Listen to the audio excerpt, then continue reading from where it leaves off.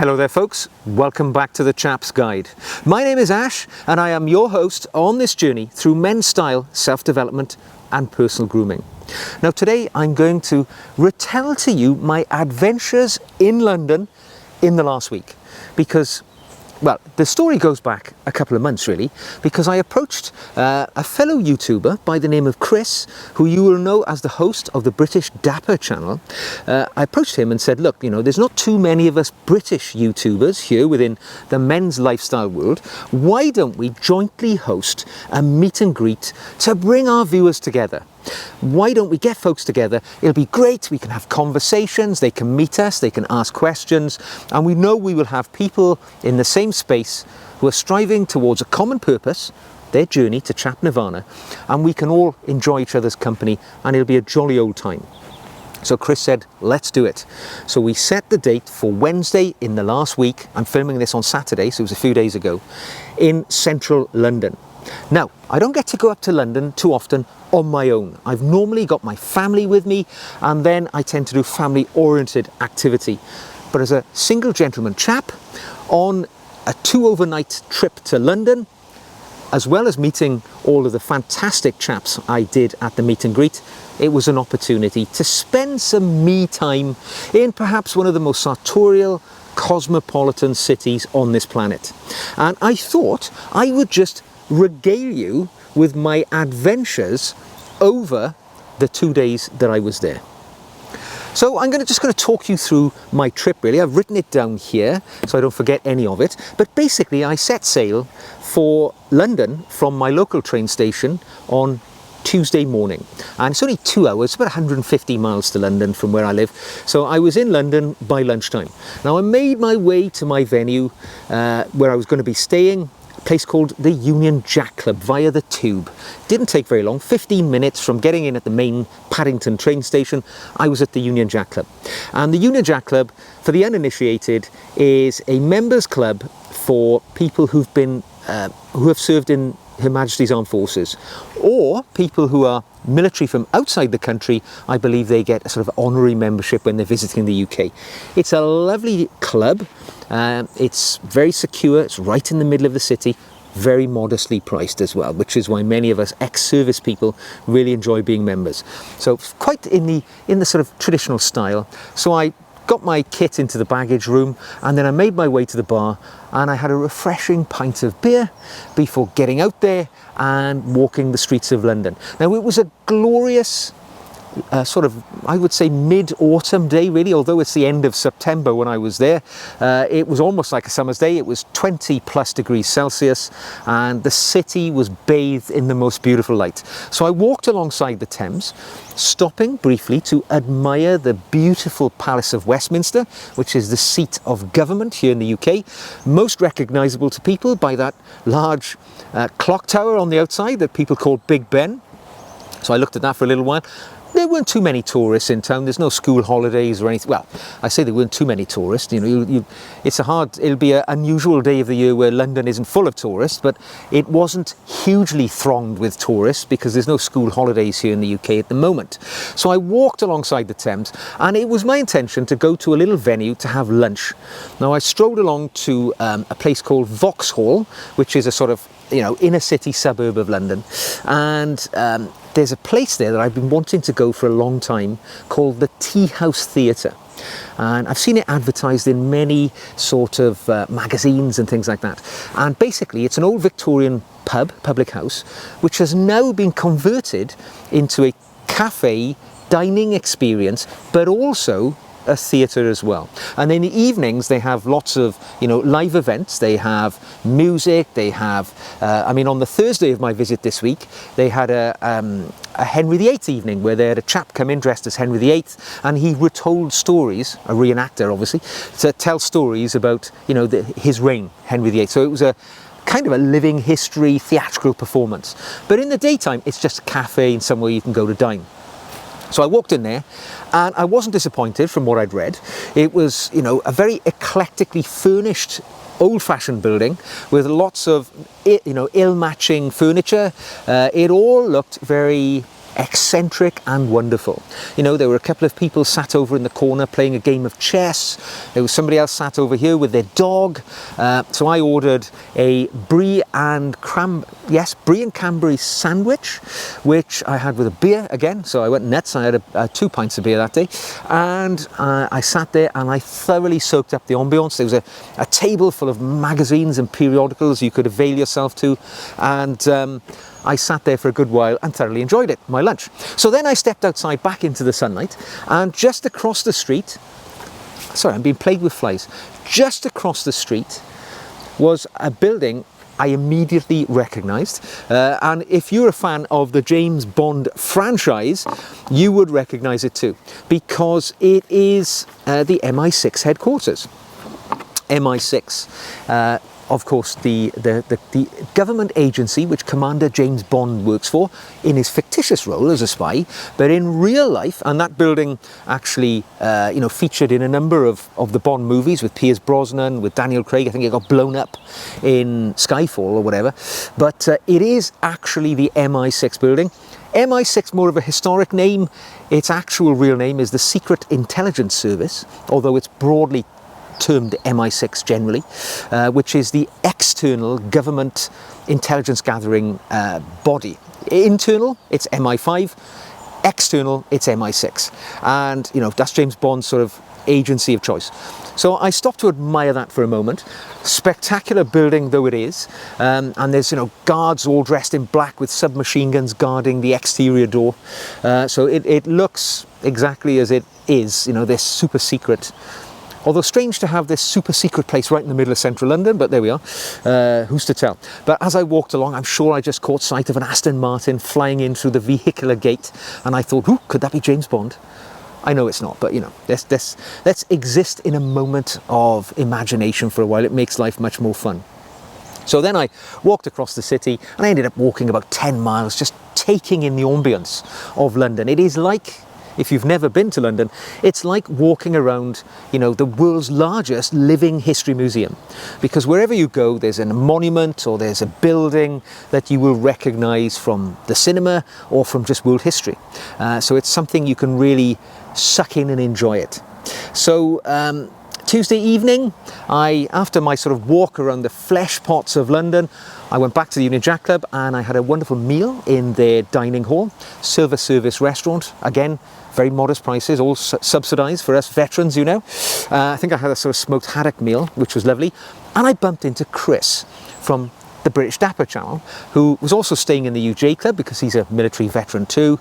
And we actually had a few beers in the bar and a lovely old chat after that. And then it was off to bed with the plan of getting up and having an early start for me on Wednesday, because Wednesday evening we were having our meet and greet. This great opportunity to meet folks. So Tuesday morning, I had to get some work done. So staying in such a beautiful venue as the Union Jack Club, I went down into the library and set myself up on one of their desks, surrounded by all these books on military history. And I had a couple of hours of work because, you know, unfortunately work still has to get done even when you're away doing stuff. And, you know, it was a wonderful sort of opportunity to chill out and enjoy myself. Then put my laptop away and I got back out on the streets of London, because you want to drink in all of this culture when you're in a city like London. So I walked down the South Bank alongside the Thames and I came to the Tate Modern. Now it's a sort of museum art gallery. It's an enormous repurposed, I think it's a power station. And it is full of all the modern arts of the world. Now I like all sorts of art. I have a leaning perhaps towards more modern. So I'd never been to the Tate Modern. It's a free museum, so anybody can go in there. It's a national museum.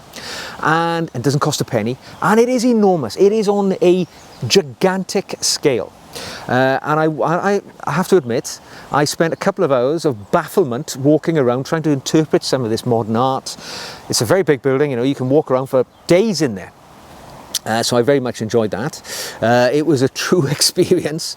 Then I returned back to the Union Jack Club and I met with Chris again, because we decided to film a couple of interview videos with each other. I filmed an interview with Chris which will be on this channel if not it's already been on the channel, it'll be within the next day or two. And he did the same with me for his channel. So we got a bit of mutual filming done in these small little bedrooms.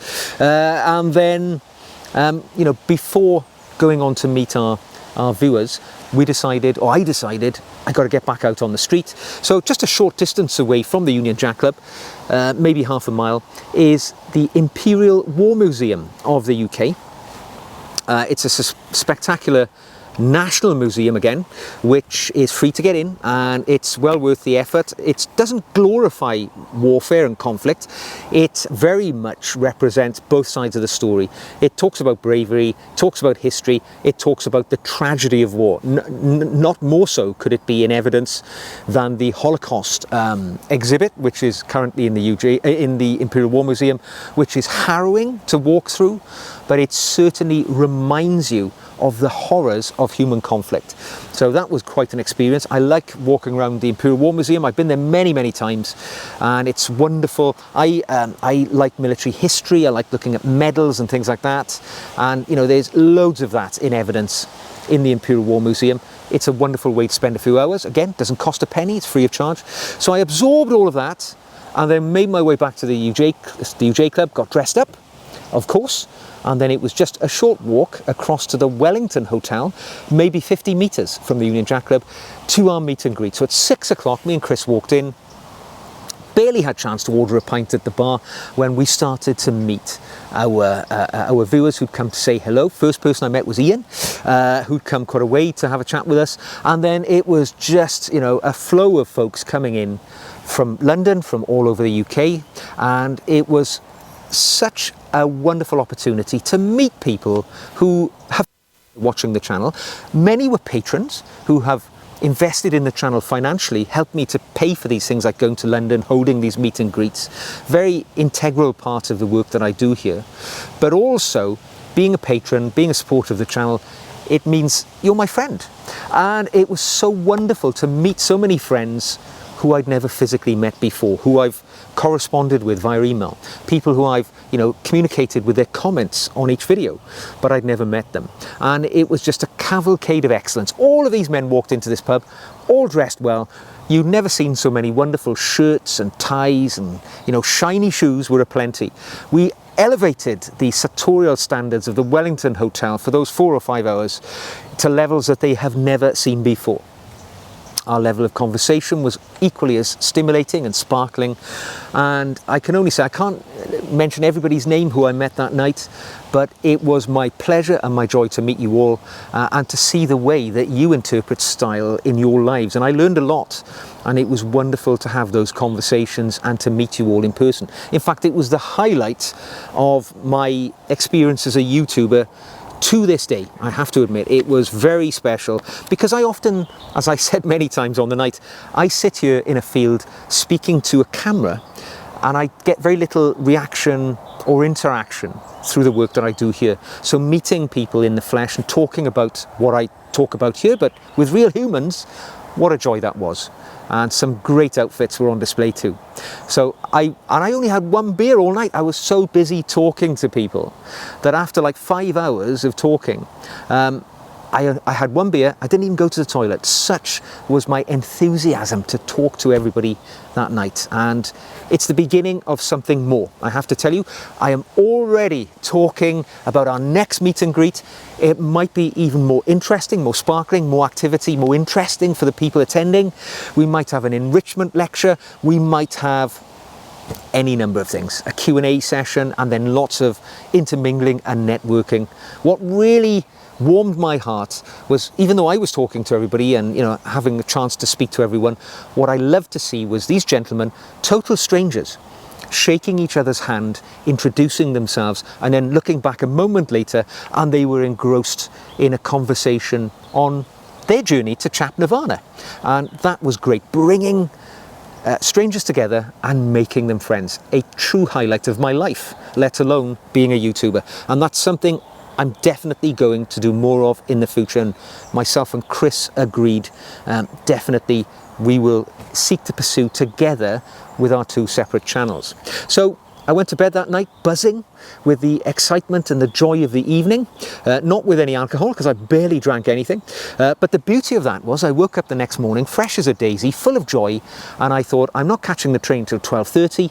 Let's get out and enjoy an early morning in London. So I got across the river, walked across the Thames into central London, and you know, you often see things and see people as you're walking along. And as I walked up St James's, heading towards Jermyn Street, of course, where else would a chap go, the mecca for us men, I walked past British celebrity. You might not have heard of him if you're in another part of the world, but Alan Titchmarsh was walking towards me down St James's. And I was very well dressed, wearing a shirt and tie and a jacket, as was he. He caught my eye, I caught his, I nodded to him, he nodded back. That was our interaction, but it was just nice to see somebody you regularly see on the television here, and off I went, thinking, ooh, I just met Alan Titchmarsh in my own small way. Then I turned into Jermyn Street. Now, I'd walked through Jermyn Street the day before when I was walking around, and I avoided going into Floris, the perfumier, at number 89 in Jermyn Street, because I knew if I went in there, I would end up spending money.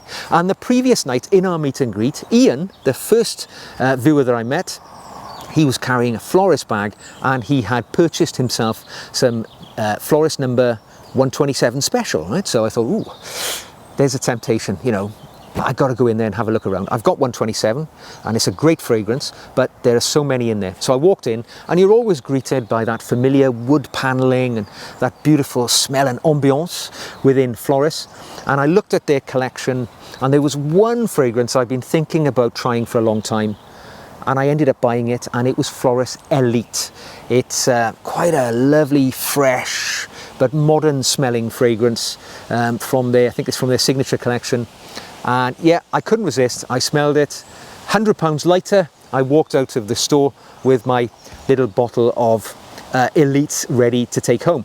So off I went down Jermyn Street. You know, I walked past all of the stores that I love to see. I did call in to the Cheney shoe boutique, and I have to admit, oh God, if I had the money, I picked up a pair of Cheney Trafalgar sort of field boots.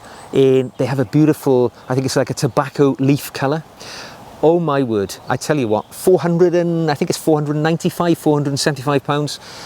It's actually cheap at half the price, I would say. I mean, they were gorgeous, and the colour, the richness, the depth of that leather and the shine, I could imagine. And they had a lovely commando sole, so good rugged sole.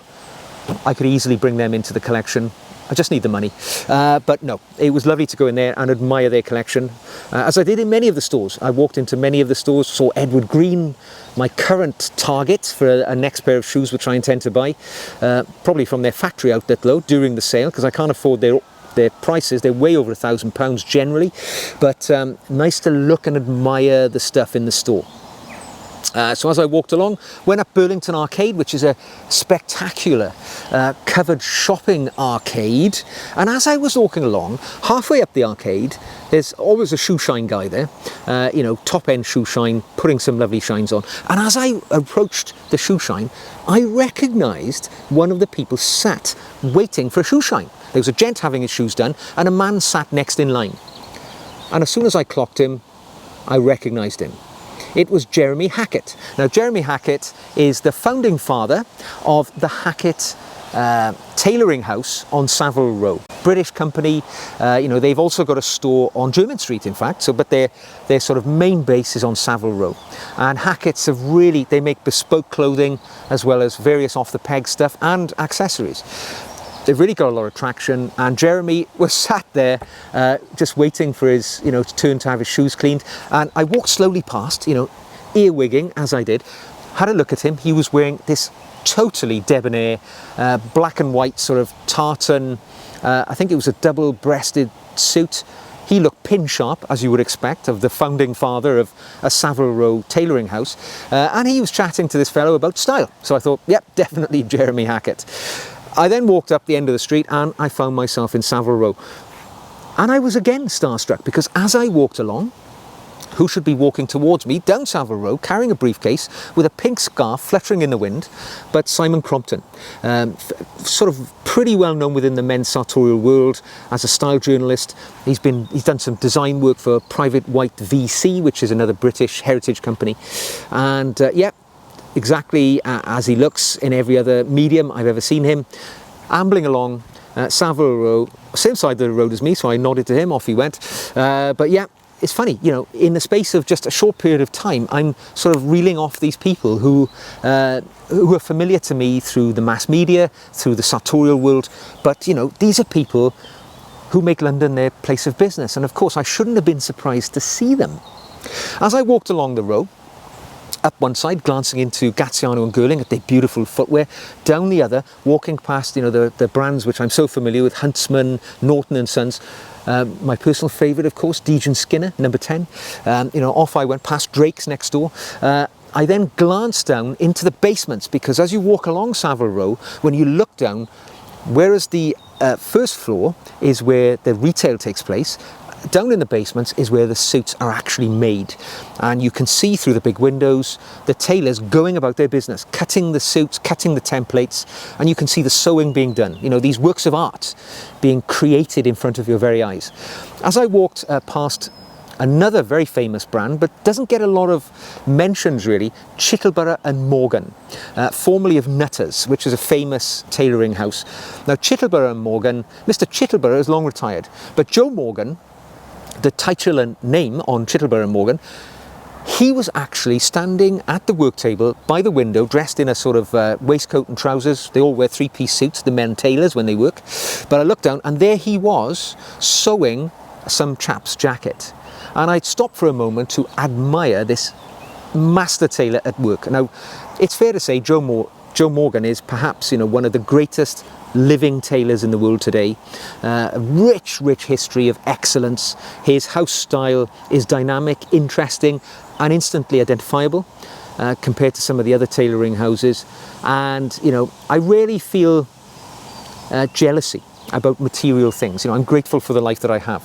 But when I looked over and saw this work of art being created by one of the world's greatest tailors, I did admit to a pang of jealousy for the gentleman who will one day get to wear that jacket, which was made for him by, you know, a master of his business. But for me, it was enough just to look down there and to know that I exist in a world in which such things are possible. So it was wonderful to see that. Then it was back to the Union Jack Club to pick up my luggage, and I caught the tube to Paddington Station before catching the train home. But even when waiting at the train station, I looked over and there was this chap wearing a purple three-piece suit, and I thought, he looks vaguely familiar. And of course he was another TV celebrity here in the UK, a chap called Lawrence Llewellyn Bowen, who's a designer style guy here in the UK. Just stood there waiting for his train. I must admit, his choice of clothing, purple three-piece suit with a sort of black heeled, almost like a cowboy boot, with a flamboyant floral pattern shirt, it wouldn't be something I'd have chosen, particularly if I wasn't trying to be you know, conspicuous to all around me. But it was such a fascinating day. In the space of a couple of hours in London, I'd seen all these things, seen, you know, famous celebrities, just as part of ordinary life. And I walked away, got on the train and thought to myself, what a trip, what an amazing 2 days I had in London. And in future, I'm definitely going to do it again, because we've already started talking about our next meet and greet. You are invited, wherever you are in the world, if you're in London, on the dates that we give you, which will probably be in the first quarter of 2024, I'll expect to see you there, and it will be my pleasure to shake your hand, and you can drink deeply of the pleasures of the world's capital city of culture. So that's all for today. Hope you enjoyed my retelling of my recent adventure. If you did, give the video a thumbs up, click the subscribe button to see more. You can support me by buying me a coffee or becoming a patron, and if you're a patron, you will benefit from the extra videos which I make exclusively for my patrons.